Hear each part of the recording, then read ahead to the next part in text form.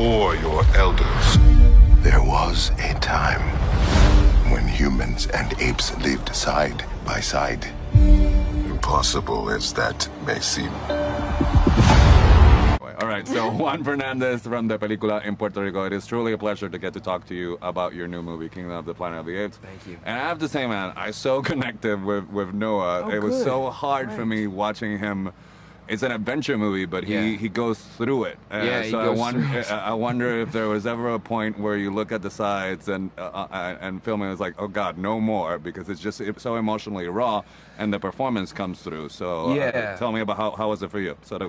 I mean, it was definitely, it took some energy, you know. It could be very tiring.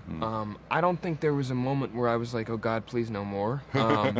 Because I knew what I was in for, and also, you know, you kind of, there's a weird thing when you're an actor, you kind of love that stuff, you know, you want to go to those places because there's this cathartic kind of therapeutic effect that it has, at least for me. I don't know if you're the same way. Like the I love you know. being depressed in film. Okay.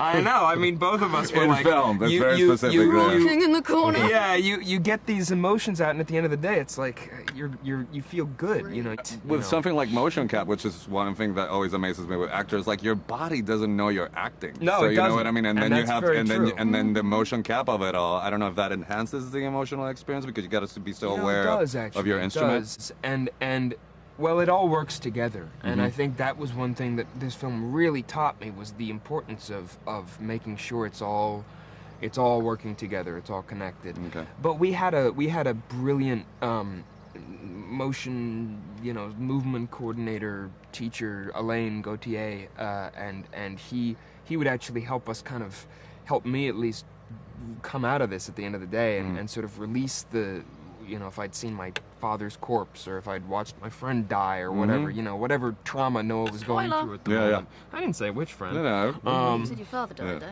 Well, yeah, but that's the beginning of the You don't movie. have to put the you don't have to put the pinpoint on Whatever. it. We'll work around it. You know, he would kind of help me come out of it a little bit and good to know. find the human again. Good to know. I'm going to bungle the line, so it's good, so I won't spoil it. But there's something that she says about the sort of the power of silence, which is actually very, very powerful when she says it on screen. So I wonder if that made you think of the importance of when she actually does speak, and if you thought about that, to sort of gauges what she's going through emotionally different, like that another character would, because of the situation she's in. Oh God, yeah. I mean, at the time it felt like a very practical thing in terms of like she's trying to work out her plan, basically, you know, and when the right timing of things are, and navigate them, and, you know, decide whether she's safe to do that, you know. And I think the position she's put in, where she does, you know, finally speak, is kind of one of, there's no other choice. Yeah. But I think then there's like such a freedom that comes with the fact that she's, you know, no longer locked into this role that she's playing, and this